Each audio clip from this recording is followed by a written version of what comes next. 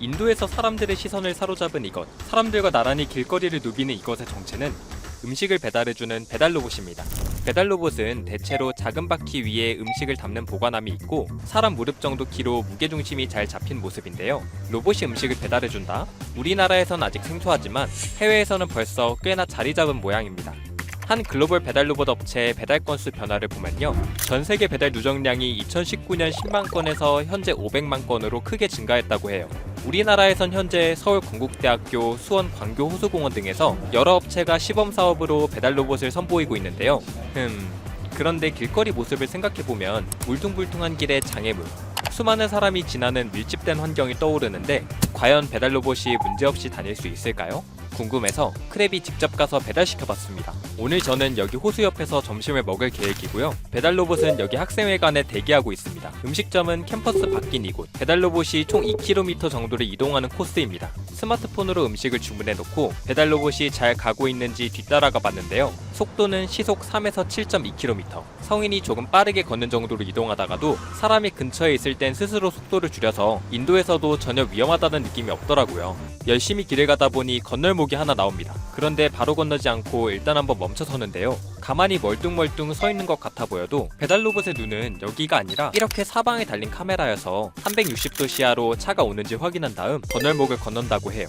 번화가에 들어서자 이번엔 복잡하기로 악명 높은 사거리가 보입니다. 사람도 차도 많은데다 배달 로봇이 과연 신호등을 알아볼 수 있을까 걱정인데 이건 배달 로봇이 바라보는 세상의 모습인데요. 잠깐 멈춰서 살펴보면 여기 사람, 자전거, 승용차, 트럭을 따로따로 구분지어서 인식하고 있죠. 이렇게 배달 로봇은 신호등의 위치도 파악하고 신호 색깔 변화도 감지할 수 있다고 해요. 덕분에 안전하게 횡단보도를 건너는 모습입니다. 어느새 음식 가게 앞에 도착하고 배달 로봇의 보관함이 열리는데요. 배달 로봇 내부는 보냉 방수 기능을 갖추었고요. 생수통 한 묶음이 들어갈 정도 크기더라고요. 음식을 넣고 뚜껑을 닫아주면 배달 준비 완료.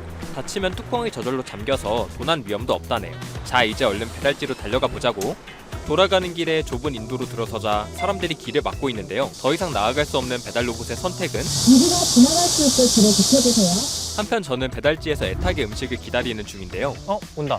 배달지를 정확하게 찾아온 배달 로봇. 스마트폰 메시지 속 열린 버튼을 누르면 뚜껑이 열리고요. 뚜껑을 다시 닫아줬더니 알아서 자리를 떠나는 모습입니다. 주문한 샐러드와 음료가 무사히 배달됐네요. 임무를 마치고 대기 장소로 쉬러 들어가는 배달 로봇. 배터리를 한번 완충해두면 8에서 10시간 동안 이동할 수 있어서 항상 배달 준비가 되어 있다고 하네요. 총 2km 이동 거리에서 주문 후 배달지 도착까지 걸린 시간은 약 40분. 배달 로봇은 인도로 이동할 수 있는 만큼 차도로 가기엔 복잡한 도심지에서 효율적으로 배달할 수 있고 또 라이더가 기피하는 주문들, 예를 들어 조리대기 시간이 길어서 라이더가 음식을 기다리느라 시간을 허비하는 배달을 로봇이 대신할 수 있다는 점에서도 기대받고 있다고 해요. 그리고 무엇보다 배달 로봇에겐 엄청난 장점이 있다는데요. 현재 이 로봇을 이용하는 비용은 1,000원. 배달 로봇은 인건비가 들지 않는 만큼 배달료를 획기적으로 낮출 수 있다고 해요. 하지만 아무래도 인간이 아닌 로봇인지라 배달 중에 스스로 해결할 수 없는 일도 있지 않을까 싶은데 예를 들어 누가 일부러 길을 막는다든지 올라탄다든지 아니면 사고가 난다든지 이렇게 로봇이 배달하기 어려운 상황이 생기면 어떻게 될까요?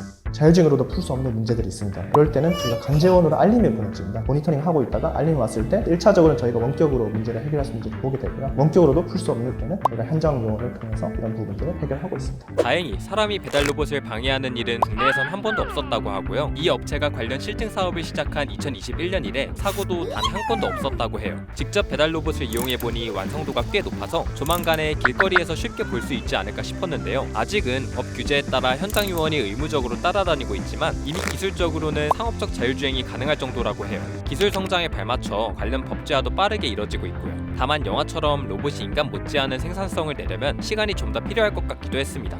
사실 이날은 크랩이 배달 로봇을 찾아간 두 번째 날이었는데요. 첫 번째 촬영일은 하필 서울 전역에 호우가 쏟아져서 배달 로봇 운행이 중단된 날이었거든요. 비가 와도 방수 처리가 완벽해서 기계나 배달물에 문제가 될 건 없지만 이 정도 폭우면 배달 로봇의 시야가 가려지고 자율주행이 어려워져서 안전상의 이유로 배달이 중단된다고 해요. 이건 말고도 아직까지는 높은 턱이 있는 길과 15도 이상의 급격한 경사로를 피해야 해서 최단 거리를 경로로 설정할 수 없다는 점이나 인간의 걸음 속도에 맞춘 만큼 이동 속도가 느려서 장거리 배달이 어려운 점은 아쉬웠습니다. 그래도 배달 로봇의 자율주행 경험이 계속 쌓이고 있고 최근에는 계단을 올라가거나 엘리베이터를 타는 배달 로봇이 개발되는 등 앞으로 더 다양한 환경 속에서 주행이 가능해질 전망이라고 하네요. 하루가 다르게 변하는 세상이 체감되는 요즘인데요. 이제 곧 우리 주변에서 볼 수 있을 배달 로봇, 사람들의 편의를 돕고 안전하게 우리 곁에 자리 잡으면 좋겠네요. 이 영상을 제작한 박재호입니다. 지금 구독 버튼을 누르면 매일 새로운 크랩 영상을 놓치지 않고 볼 수 있어요. 좋아요 버튼도 잊지 마세요.